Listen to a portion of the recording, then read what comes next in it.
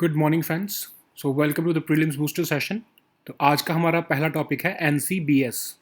तो एक research paper है जो कि NCBS national centre for biological sciences इनके साइंटिस्ट ने रिलीज़ किया था लास्ट अक्टूबर में। उसका नाम था discovery of iron sensing bacterial ribo switches. इसको जो है वो रिट्रैक्ट कर लिया गया है, मतलब एक तरह से वापस ले लिया गया है क्योंकि उसके ऊपर कुछ कंट्रोवर्सी हो गई थी। तो ये पेपर जो है ये कह रहा था कि इन्होंने एक ऐसा आरएनए मॉलिक्यूल्स को जो है वो डिस्कवर किया है जो कि आयरन को डिटेक्ट कर सकते हैं। तो अभी तक तो हमें लगता था कि I am sorry RNA molecules जो है वो सिर्फ निकल कोबाल्ट मैंगनीज जो है इन सब को डिटेक्ट कर सकते हैं, लेकिन अब इस पेपर का क्लेम था कि हमने एक ऐसा आरएनए मॉलिक्यूल डिटेक्ट किया डिस्कवर किया जो कि आयरन को भी डिटेक्ट कर सकता है। तो अभी तक जो है आयरन जो सिर्फ हम एक स्पेशल प्रोटीन स्ट्रक्चर के ही बेसिस पर हम उसको डिटेक्ट कर पाते थे, बट अगर ये आरएनए मॉलिक्यूल वाला क्लेम सच होता तो हम आरएनए बेस्ड सेंसर्स बना सकते थे जो कि बहुत ही कॉस्ट इफेक्टिव पड़ते हैं हमको। तो क्या हुआ कि जब ये पेपर को रिलीज़ किया गया तो बहुत सारे कमेंटेटर्स ने कहा कि जो इसमें इमेजेस यूज़ की हैं वो बहुत ही मैनिपुलेटेड हैं और कोई प्रूफ नहीं है ऐसा डिस्कवरी में। जो आपने पेपर भी रिलीज़ किया उसमें कोई ऐसा डेफिनेट प्रूफ नहीं दिया है आपने कि सच में आरएनए के थ्रू भी हम आयरन को डिटेक्ट कर सकते हैं। तो एनसीबीएस जो है इनके रिसर्चर्स ने जो है वो ओरिजिनल इमेजेस भी जो है वो डाली और मैनिपुलेशन को भी जो है वो डिनाई किया कि हमने कुछ इसमें मैनिपुलेट नहीं किया, ये डेटा सच है सारा। लेकिन फिर भी कंट्रोवर्सी रही, तो इसलिए क्या किया एनसीबीएस ने इस पेपर को रिट्रैक्ट कर लिया, इस पेपर को वापस ले लिया। तो अब इसमें एनसीबीएस है क्या, हमारे लिए सिर्फ इतना ही इंपॉर्टेंट है बेसिकली। एनसीबीएस जो है वो एक रिसर्च सेंटर है जो कि बायोलॉजिकल रिसर्च करता है, ठीक है। कर्नाटका में ये बेंगलोर में ये लोकेटेड है और ये Tata institute of fundamental research TIFR के अंदर आता है। और ये टीआईएफआर ही जो है वो डिपार्टमेंट ऑफ एटॉमिक एनर्जी जो है उसके अंदर ये टीआईएफआर आता है। तो मतलब एक तरह से ये एनसीबीएस भी जो है वो डिपार्टमेंट ऑफ एटॉमिक एनर्जी का ही पार्ट हो गया, ठीक है। So now let us see this topic in English. NCBS. So, a research paper was released in October 2020 by the NCBS scientists, and it claimed that they have discovered a new class of RNA molecules which could detect iron. So, currently, we can only detect iron through the use of specialized proteins, but RNA molecule, if this claim were to be true, then it would have opened the possibility of using RNA based sensors to detect iron. Okay, it would have been a very cost effective technique to detect iron in our atmosphere, so in our environment basically. So while this claim was laid out in a research paper, namely discovery of iron sensing bacterial riboswitches, the images used in this research paper were claimed by some commentators to be manipulated, but NCBS researchers, they reverted back that they have original images and they have not manipulated any data in this paper. But there were some controversies, so NCBS has recently decided that they will retract this paper and so that they can finish off the controversy. So what is this National Center for Biological Sciences? It's an institute based in Bangalore, Karnataka, and this research center specializes in biological research. It is a part of Tata Institute of Fundamental Research, which is itself a part of Department of Atomic Energy. Okay, so now let us see the next topic, which is Madurai Malli. तो ये मदुराई मल्ली क्या चीज़ है, ये हमारे jasmine flower जो होता है उसी को है, ये वहाँ का एक स्पेशल जैस्मिन फ्लावर है जो मदुराई में बहुत फेमस है, वहाँ का इसको जीआई टैग मिला हुआ है। तो ये इसको भी रिसेंटली जो है एक्सपोर्ट किया गया है यूएस से और दुबई तमिलनाडु से। तो इसका जो है स्पेशलिटी देखते हैं थोड़ी। तो ये एक जैस्मिन फ्लावर है और ये मीनाक्षी टेम्पल जो है मदुराई में, वहाँ पर इसको बहुत ज़्यादा इसको चढ़ाया जाता है। तो मदुराई को हम जैस्मिन कैपिटल भी कहते हैं इंडिया की, ठीक है। तो जैस्मिन जो है वो इतना पुराना फ्लावर है, वो हमारे स्क्रिप्चर्स में भी उसका जो है वो मेंशन हुआ है। जैसे हमारे संगम लिटरेचर है उसके अंदर भी इसके रेफरेंस हैं। जैस्मिन की जो है वो यूनिक लिंक हमारा संगम लिटरेचर से भी जुड़ता है। इवन जो ओल्ड हिंदू स्क्रिप्चर्स हैं जैसे महाभारत और कामसूत्रा, इसके अंदर भी जो है वो जैस्मिन का मेंशन किया हुआ है। तो जैस्मिन जो है वो हमारे कल्चर से बहुत ही ज़्यादा अटैच्ड है, बहुत ही एंशिएंट एक तरह से लिंकेजेस हैं हमारे कल्चर के साथ जैस्मिन फ्लावर के। तो ये मदुराई मल्ली जो है, जो जिसको जीआई टैग मिला हुआ है, तो इसको भी जो है रिसेंटली एक्सपोर्ट किया गया है ऐसे हमारे इंडियंस के लिए जो कि बाहर इसका यूज़ करना चाहते थे। ठीक है, तो now let us see this topic in English. The first consignment of GI certified Madurai Malli has been exported to USA and Dubai from Tamil Nadu. So this Madurai Malli is a jasmine flower basically, and this jasmine is one of the most popular flowers across the world. We all know that. This jasmine flower based in Madurai, it's very famous for its splendor of Meenakshi temple. So it is offered at the Meenakshi temple by the devotees, and because of its huge demand and huge production, Madurai is also known as the jasmine capital of India. And the relevance of jasmine is dates back to ancient Indian history, and we have its mention in our old Hindu scriptures such as Mahabharata and Kama Sutra. Even the Sangam literature has references to jasmine flower. So our linkages with this jasmine flower is very old, and we have a unique association with this flower with respect to our religious culture. Okay, so as I have already discussed this GI, what is this GI tag and what is this GI certification yesterday, so I have not covered anything about how or what this GI indication tag is. Okay, so now let us see the next topic, which is Titan and Enceladus. So Titan जो है और ये Enceladus, ये दोनों क्या है? Saturn के moon है। ठीक है, तो नासा का जो कैसीनी स्पेसक्राफ्ट गया हुआ है, इसने बहुत ज़्यादा हाई कंसंट्रेशन में मीथेन और कार्बन डाइऑक्साइड और डाइहाइड्रोजन को वहाँ पर जो ये सैटर्न के मून है उसके ऊपर इसको ऑब्जर्व किया है। तो स्पेसक्राफ्ट ने देखा है कि टाइटन में जो है, जो टाइटन मून है सैटर्न का, उसके ऊपर मीथेन मिला है उसको उसके एटमॉस्फेयर में, और एनसेलेडस में तो बहुत ही लिक्विड ओशन ऑफ मीथेन मिला है जिसमें गैस और वाटर जो है वो देखने को मिला है। ठीक है, तो क्या जो मीथेन है, मीथेन प्रोड्यूसिंग ऑर्गेनिजम्स हमारी अर्थ पे भी लोकेटेड हैं? यस, हमारी जो मीथेन है वो बायोलॉजिकल ओरिजिन ही है अर्थ पे। अर्थ पे जितने भी जो हमारी मीथेन अवेलेबल है वो मोस्ट ऑफ द मीथेन जो है वो बायोलॉजिकल ओरिजिन की है। तो जो हमारे माइक्रो ऑर्गेनिजम्स हैं जिनको मैथेनोजेंस बोलते हैं, वो ही हमारी जो है अर्थ पे मीथेन को बनाते हैं। ठीक है, तो उनको जो है वो ऑक्सीजन की भी ज़रूरत नहीं पड़ती है, और वो बहुत ही वाइडली डिस्ट्रीब्यूटेड है। जैसे कि हमारे स्वैम्स होते हैं या ऑर्गेनिक मैटर, जो डेड ऑर्गेनिक मैटर, इवन हमारे ह्यूमन जो स्टमक है या गट जिसको हम कहते हैं, उसमें भी लोकेटेड होते हैं। तो ये बहुत हाई टेम्परेचर्स में भी रह सकते हैं, और जो मार्स की कंडीशंस है वहाँ पर भी ये जीवित रह सकते हैं। तो हम, क्योंकि ये मीथेन बनाते हैं ये कुछ स्पेसिफिक माइक्रो ऑर्गेनिजम्स, तो हमको ये लगता है कि ये हमारी ग्लोबल वार्मिंग में भी कंट्रीब्यूट कर रहे हैं, इसलिए हम इनको खासकर स्टडी करते हैं। तो क्या मैथेनोजेंस जो है वो एनसेलेडस पर भी पाए गए हैं? तो जो साइंटिस्ट हैं वो कह रहे हैं कि जिस हिसाब से हमको मीथेन के जो है वो क्वांटिटी मिली है एनसेलेडस पे, तो देयर इज़ अ पॉसिबिलिटी कि हाइड्रोथर्मल वेंट्स क्या होते हैं? अर्थ के अंदर जैसे जब पानी होता है अर्थ के क्रस्ट में, वो गर्मी की वजह से या किसी भी फॉर्म ऑफ हीट की वजह से जब वो बाहर आ जाता है, तो उसमें से ही हमारे जो ये मिथेनोजेंस भी निकलते हैं जो कि मीथेन बनाते हैं। तो ये माइक्रो ऑर्गेनिज्म निकलते हैं। तो हमको ऐसा लग रहा है कि एनसेलेडस के ऊपर भी ऐसा हो रहा होगा कि वहाँ पे भी जो है हाइड्रोथर्मल वेंट्स होंगे, जिसकी वजह से जो है ये जो मैथेनोजेंस हैं वहाँ पर ऊपर आ गए हैं उधर सरफेस पे, और जो है मीथेन का जो है उन्होंने डिस्ट्रीब्यूशन वहाँ पर कर दिया है। तो अगर ऐसा हुआ है तो इसकी भी पॉसिबिलिटी है कि वहाँ पर वाटर भी है। ठीक है, तो हमको ये एक तरह से बहुत इंपॉर्टेंट फाइंडिंग देखने को मिली है। और प्रोसेस जो है वो क्या, किस प्रोसेस से जो है वो मीथेन बनता है?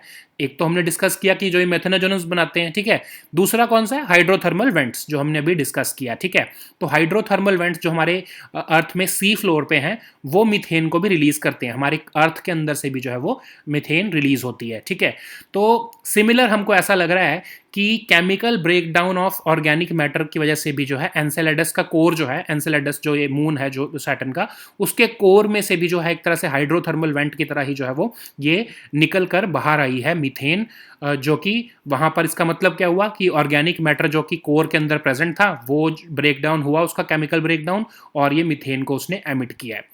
तो ये पॉसिबिलिटी सिर्फ तभी हो सकती है कि अगर जो है ऑर्गेनिक रिच मटेरियल जो है वो एनसेलेडस पर अवेलेबल हो, ठीक है।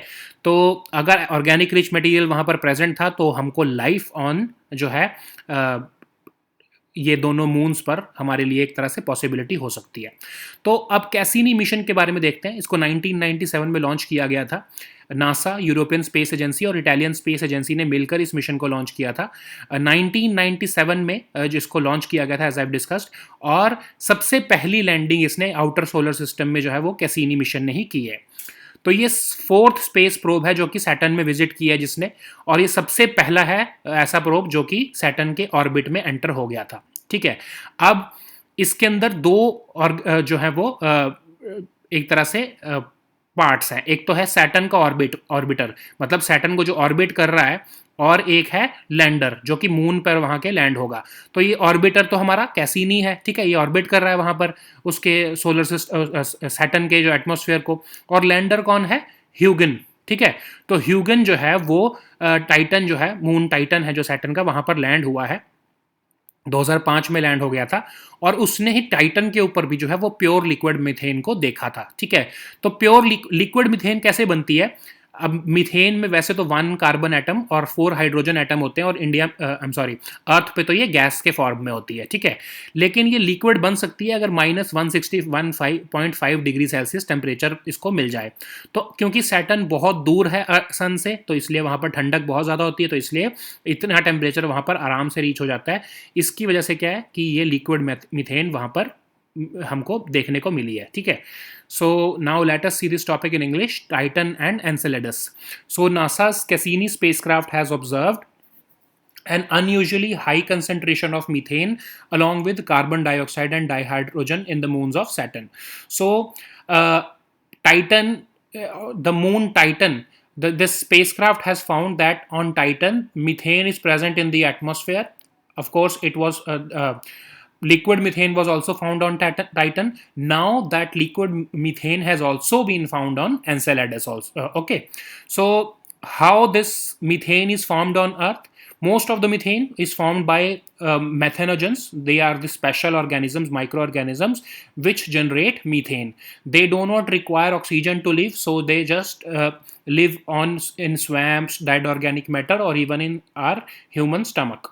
So they can survive high temperatures, and therefore they can live in Mars-like conditions. Mars means planet Mars. Okay, so uh, because these methanogens, they emit so much amount of methane, we study them regularly so that we can see if they are contributing to global warming on the Earth. Okay, so is there a possibility that these methanogens are also present on Enceladus? Yes, the scientists are saying that it is very likely that the Enceladus hydrothermal vents have been emitting these methanogens. So the amount of methane that they have observed on these moons, it is possible that these methanogens may be present there. Okay, so on Earth, hydrothermal vents which are present on sea floor. So what are these hydrothermal vents? When water gets heated in the Earth's crust, it comes out on the surface and it releases methane in the atmosphere.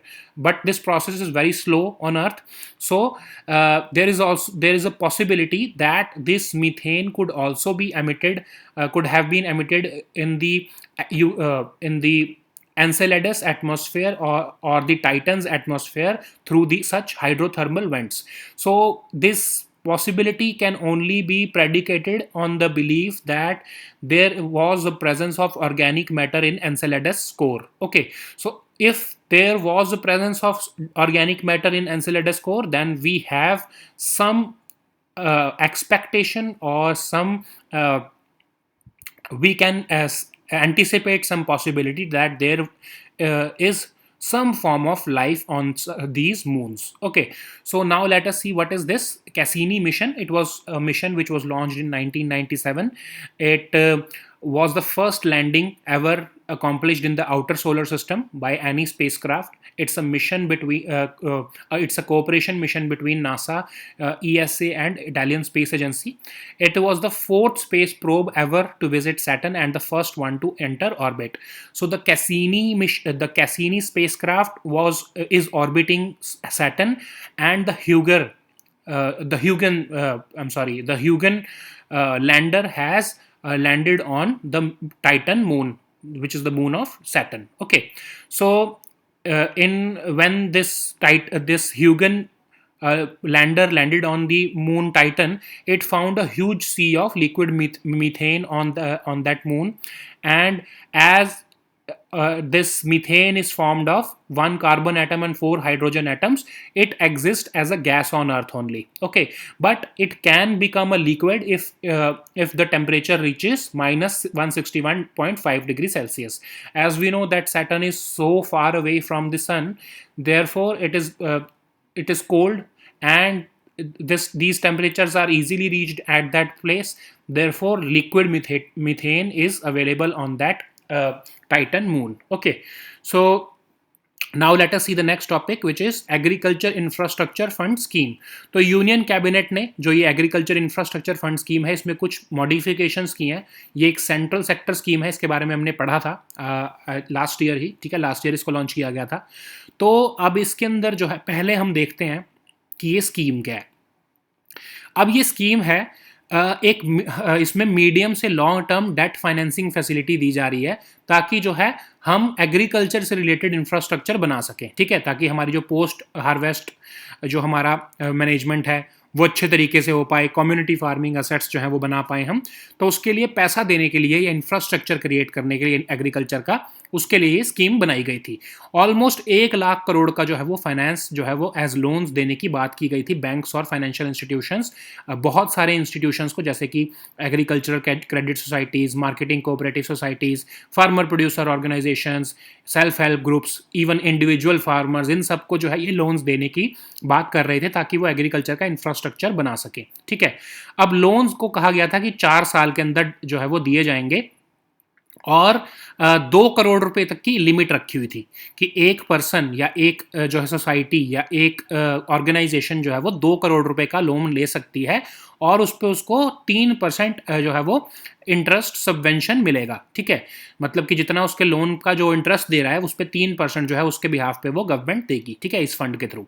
अब credit guarantee भी दी गई थी, coverage भी, कि मतलब अगर वो default कर देते हैं तो उसकी क्रेडिट गारंटी भी जो है वो गवर्नमेंट ने इस स्कीम के थ्रू ही दी हुई थी. ठीक है, फिर इसके अंदर नेशनल, स्टेट और डिस्ट्रिक्ट लेवल मॉनिटरिंग कमेटीज भी बनाई गई थी ताकि इसकी जो है वो अच्छे से इम्प्लीमेंटेशन हो सके. इस स्कीम की ड्यूरेशन जो है वो 10 साल की थी. तो अब हम देखते हैं कि इसमें चेंजेस क्या किए गए हैं. ठीक है, तो चेंजेस ये किए गए हैं कि इस स्कीम को जो है वो अब और भी ज़्यादा बेनिफिशरीज इसमें ऐड कर दिए गए हैं. इसमें स्टेट की जो मंडी होती है, ठीक है, APMCs, उसको भी ऐड कर दिया गया है, स्टेट एजेंसीज को भी ऐड कर दिया गया है. फिर नेशनल और स्टेट फेडरेशंस और कोऑपरेटिव्स जो हैं उनको भी ऐड कर दिया गया है.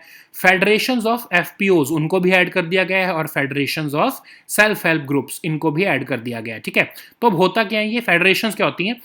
एक होती है हमारी फार्मर प्रोड्यूसर ऑर्गेनाइजेशन, बहुत सारे फार्मर्स इकट्ठे होकर उन्होंने एक फार्मर प्रोड्यूसर ऑर्गेनाइजेशन बना ली है. ठीक है, और ऐसी बहुत सारी फार्मर प्रोड्यूसर ऑर्गेनाइजेशंस भी अगर इकट्ठी हो जाएं तो उनको हम कहेंगे federation of farmer producer organisations. ऐसे ही सेल्फ हेल्प ग्रुप्स क्या होते हैं? जब बहुत सारे लोग इकट्ठे हो जाते हैं और अपना वो एक सेल्फ हेल्प ग्रुप बना लेते हैं. अब ऐसे बहुत सारे सेल्फ हेल्प ग्रुप अगर इकट्ठे हो जाएं तो वो federation of self help groups हो जाते हैं. ठीक है, तो ये एलिजिबिलिटी में इनको सबको ऐड कर दिया गया. पहले स्टेट एजेंसीज या APMCs जो वो इसमें कवर्ड नहीं थी, अब इनको भी इसमें ऐड कर दिया गया. जो इंटरेस्ट सबवेंशन है वो 2 करोड़ की लोन की, वो पहले सिर्फ एक लोकेशन पे वैलिड थी. मतलब अगर आप सिर्फ एक लोकेशन पे इंफ्रास्ट्रक्चर बना रहे हो तभी आपको ये 2 करोड़ रुपए की जो है वो आपको ये लोन पे आपको इंटरेस्ट सबवेंशन मिलता था. ठीक है, तो अब ऐसा ज़रूरी तो नहीं है कि आपका इंफ्रास्ट्रक्चर जो आप एग्रीकल्चर से रिलेटेड बना रहे हो वो 2 करोड़ तक का ही हो. तो उसमें क्या होता था कि इनका जो है वो बहुत बेनिफिट मारा जाता था. सोच लो अगर आपने कोई ऐसी चीज़ बनाई जिसका जो कॉस्ट सिर्फ 50 लाख की थी, तो आप एलिजिबल तो 2 करोड़ के चीज़ों के लिए हो, लेकिन आपको सिर्फ 50 लाख का आप जो है वो बेनिफिट ले पाओगे. तो इसलिए गवर्नमेंट ने क्या किया कि आपको अलग अलग लोकेशन में भी आप जो है वो टोटल 2 करोड़ रुपए तक के जो है वो आप जो है प्रोजेक्ट्स लगा सकते हो. ठीक है, 50 करोड़ की मैंने रोड यहाँ 50 लाख की रोड मैंने यहाँ बना दी, 20 लाख का मैंने कोई स्टोरेज फैसिलिटी बना दी। तो ऐसे टोटल जो है वो अलग अलग लोकेशन पे, बिल्कुल अलग अलग लोकेशंस पे अगर मैंने बनाया है मेरी कोई फार्मर प्रोड्यूसर ऑर्गेनाइजेशन ने, तो उनको टोटल जो 2 करोड़ के अगर ये इंफ्रास्ट्रक्चर प्रोजेक्ट्स बनाए हैं तो उसके ऊपर उनको अब ये जो है बेनिफिट्स मिलेंगे। ठीक है, तो ये 2 करोड़ पे इंट्रेंस सबवेंशन मिल रही थी। अब इसमें ये कहा है कि जो प्राइवेट सेक्टर एंटिटी है वो ऐसे टोटल सिर्फ 25 प्रोजेक्ट लगा सकती है। ठीक है, लेकिन ये जो है लिमिट जो है वो स्टेट एजेंसीज या ये फेडरेशंस के ऊपर जो है वो नहीं लगेगी। अब एपीएमसीज को जो है वो कहा है कि 2 करोड़ रुपए तक का वो जो है ईच प्रोजेक्ट जो है वो लोन ले सकती हैं। और ऐसे ऐसे प्रोजेक्ट, कौन कौन से प्रोजेक्ट्स लगा सकती हैं? Cold storage, sorting, grading, essaying units, और जितने भी जो उस मार्केट यार्ड में वो जो प्रोजेक्ट लगाएंगी उसके लिए वो 2 करोड़ रुपए तक के लोन ले सकती हैं।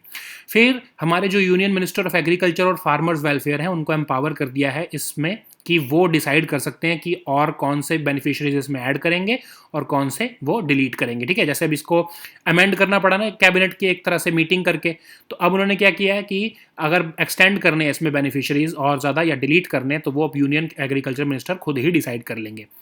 जो फाइनेंशियल फैसिलिटी है जो कि पहले 4 साल में मिलनी थी उसको अब 6 साल तक कर दिया है। ठीक है, 2025 से 26 के बीच में ये वाली थी ना कि लोन्स जो है वो 4 साल में मिलेंगे, उसको अब जो है वो 6 साल तक कर दिया गया है। ठीक है, और इस स्कीम को भी ओवरऑल जो है वो 10 से, जो पहले 10 साल के लिए वैलिड थी ये स्कीम, इसको 13 साल तक कर दिया है।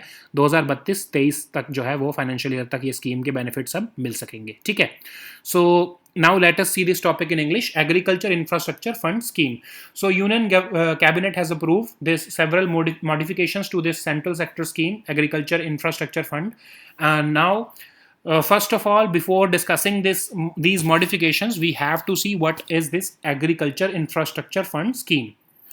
So this scheme aims to provide medium to long-term debt financing facility for investments in agricultural infrastructure projects so that we can create post-harvest management and community farming assets and viable infrastructure projects to support our agriculture sector. Almost 1 lakh crore rupees will be disbursed through banks and financial institutions as loans to several beneficiaries such as primary agriculture credit societies, marketing cooperative societies, and so on. And these benefits will be accorded to them, these loans will be accorded to them, and there will be an element of interest subvention. Okay, almost 3% per annum up to a limit of 2 crore on the loan of up to 2 crore rupees will be given as benefits to those who wish to create in agricultural infrastructure. Okay, so these loans will be disbursed in 4 years. Of course, now this has been modified to 6 years now with this recent modification. And there is also an element of credit guarantee coverage. So in case the organization or the farmer also, because he or she is also beneficiary under this scheme. So let us take the example of a farmer only. So if the farmer fails to pay back the loan, then in that case credit guarantee will be given to banks or financial institutions on behalf of the farmer or the beneficiary who has taken the loan. There was a plan, there has been a mechanism at national, state and district level so that these monitoring committees can see if the program is being implemented in a right manner or not. Okay, so the duration of the scheme was earlier 10 years, but now after the new modifications this scheme has been extended to 13 years. Okay, so now let us see what are the new changes. The new changes are saying that new beneficiaries have been introduced to this scheme. So earlier a significant a significant miss was given to these APMCs or the mandis of state agencies, but now this scheme has also been extended to them. National and state federations of cooperatives have also been included as beneficiaries. Federations of FPOs and federation of self-help groups have also been added as new beneficiaries.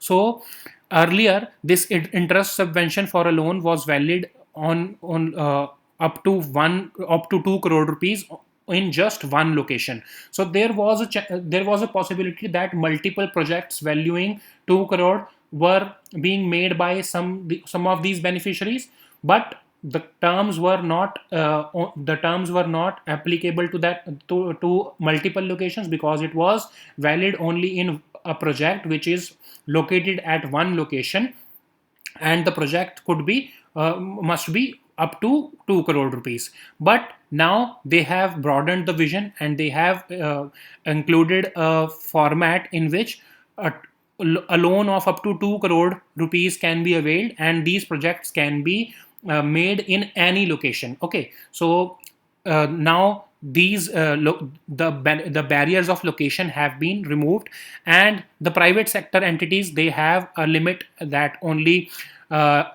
25 of such projects can avail the loan of 2 crore rupees. But such barriers or such limits will not be applicable to other agencies, such as state agencies or federations of FPOs and HZGs. Now these APMCs, they can get an interest subvention for a loan of rupees 2 crore rupees for each project of different infrastructure types. Okay, so all these projects of agriculture infrastructure, they can avail 2 crore each. Okay, or each for the projects that they are going to make in their own market yard. Now, as we have seen that the union cabinet meeting had to be called to modify this scheme, so it has been decided that from now on, Union Minister of Agriculture and Farmers Welfare, he will make the necessary changes with regards to addition or deletion of a beneficiary. The financial facility has been extended from 4 to 6 years. Like we've discussed, the loans were to be given for a period of 4 years, but now it has been extended to 6 years. And the scheme has also been extended from 10 years to 13 years now. Okay, so now let us see the next topic. India's covid emergency response preparedness. तो ये एक union cabinet ने एक new scheme जो है वो launch की है, जो कि ये फेज़ 2 है। पिछला जो है वो लास्ट ईयर जो लॉन्च किया गया था, इसमें बेसिकली जो कोविड रिस्पांस से रिलेटेड जो इंफ्रास्ट्रक्चर या फिर हेल्थ सिस्टम को प्रिपेयर करने के लिए ये स्कीम को लॉन्च किया गया है। ठीक है, अब इसमें क्या प्लान किया गया है कि जितने भी सेंट्रल हॉस्पिटल्स हैं, एम्स हैं या other institutes of national importance हैं, उनको जो है वो सपोर्ट दिया जाएगा ताकि वो बेड्स इंक्रीज कर पाएँ। ठीक है, जो एनसीडीसी है उनको जेनोम सीक्वेंसिंग मशीन्स दी जाएंगी, और फिर साइंटिफिक कंट्रोल रूम बनाया जाएगा। एपिडेमिक इंटेलिजेंस सर्विसेज और जो है इंसाकॉग का जो सपोर्ट है वो ज़्यादा उनको जो है वो दिया जाएगा। एक तरह से उनको सपोर्ट जो है वो उनके साथ एक तरह से तालमेल बढ़ाया जाएगा। फिर जो है हॉस्पिटल मैनेजमेंट इंफॉर्मेशन सिस्टम सारे डिस्ट्रिक्ट्स में एप्लीकेबल कर दिया जाएगा।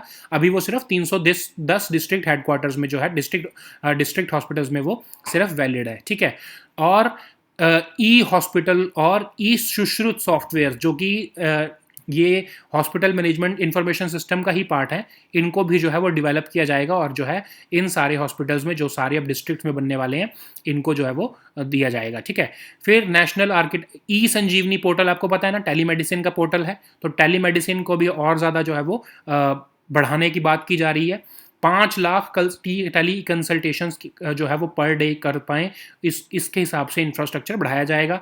फिर जो हमारा आईटी इंटरवेंशंस हैं, जैसे कि सेंट्रल वॉर रूम को जो है वो जो कि हमारे department of health and family welfare में है, उसको और ज़्यादा स्ट्रेंथन किया जाएगा। कोविन पोर्टल को जो है कोविड से रिलेटेड जितनी भी पोर्टल्स हैं या हेल्पलाइंस हैं, इनको और ज़्यादा एक तरह से रेजिलियंट बनाया जाएगा। ठीक है, फिर और क्या क्या प्रपोज किया गया है बच्चों के लिए, पेडियाट्रिक यूनिट्स होते हैं बच्चों के लिए, 736 डिस्ट्रिक्ट्स में जो है वो इंफ्रास्ट्रक्चर बनाया जाएगा, और 20,000 आईसीयू बेड्स जो हैं वो टोटल जो पब्लिक हेल्थ केयर सिस्टम में हैं वो न्यू और जोड़े जाएंगे, और उसमें से 20% छोटे बच्चों के लिए जो या फिर जो पेडियाट्रिक जो हैं आईसीयू बेड्स होंगे। ठीक है, फिर ऐसा कोशिश की जाएगी कि जो है हॉस्पिटल्स को कम्युनिटी के बिल्कुल क्लोज लेके जाया जा सके। ऐसा हम ज़्यादा से ज़्यादा फील्ड हॉस्पिटल्स बड़े बड़े बनाएंगे और छोटे भी बनाएंगे, ताकि जो है टियर 2 और टियर 3 सिटीज़ में और डिस्ट्रिक्ट हेडक्वार्टर्स में भी जो है ये हॉस्पिटल्स की फैसिलिटीज़ पहुंचाई जा सके।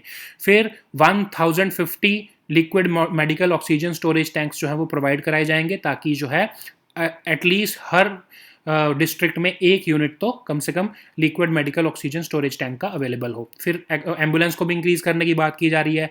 अंडर ग्रेजुएट और पोस्ट ग्रेजुएट इंटर्न्स को भी कहा जा रहा है कि वो भी कोविड मैनेजमेंट ड्यूटी में उनको लगाने की बात का हम ट्राई करेंगे। फिर सारी स्टेट्स को कहा जा रहा है कि टेस्ट, आइसोलेट और ट्रीट के फैसिलिटीज़ आप इंक्रीज करो, कोविड अप्रोप्रिएट बिहेवियर आप इंश्योर करो, और रोज़ के रोज़ कम से कम 21.5 लाख टेस्ट जो है वो कोविड के होने ही चाहिए। ठीक है, फिर जो एसेंशियल मेडिसिन होती हैं, जो जैसे रेमडेसिविर थी, जो है एम्फोटेरिसिन थी, जो हमारी ब्लैक फंगस से लड़ने के लिए, उन सब की भी बफर स्टॉक बना के रखो कि कभी भी ज़रूरत पड़े तो उसकी कभी भी कमी ना हो, ठीक है. So now let us see this topic in English. India's COVID-19 emergency response preparedness. So this is the scheme. It's the phase 2 of this scheme. The phase 1 was launched last year. So it is basically a scheme to accelerate the health system's preparedness to deal with the future pandemic or the future third wave, which we can also say the third wave. This scheme basically aims to fight the third wave in the country or the successive waves that may come to the country. Okay, so support will be provided to all those central hospitals and aims or institutes of national importance, so that they can be strengthened, their infrastructure can be strengthened to handle the pressure that falls upon these systems. Okay, so NCDC will be strengthened also. Genome sequencing, we have already discussed that how important is to have genome sequencing to deal with this pandemic. So genome sequencing machines will be provided to NCDC. Okay, and hospital management information system, so that we can connect all the hospitals through this national digital health mission. This will be provided, this will be extended to all the districts of the country. Currently it is implemented only in 310 district hospitals. So telemedicine platform eSanjeevani, this will be also be expanded, so that it can provide almost 5 lakh teleconsultations per day. New IT interventions in terms of strengthening our central war room at Department of Health and Family Welfare, and strengthening our COVID portal or COVID-19 helplines will also be support will be provided for that also. Okay, what else is proposed? So pediatric units. So we are anticipating that the third or any successive wave may target our children also. So in 20,000 ICU beds will be provided, and 20% of them will be reserved for pediatric patients. We also want to bring healthcare closer to the community. So new hospitals will be established, or additional beds will be provided to the existing hospitals in tier 2 and tier 3 cities and district headquarters. New ambulances will be provided.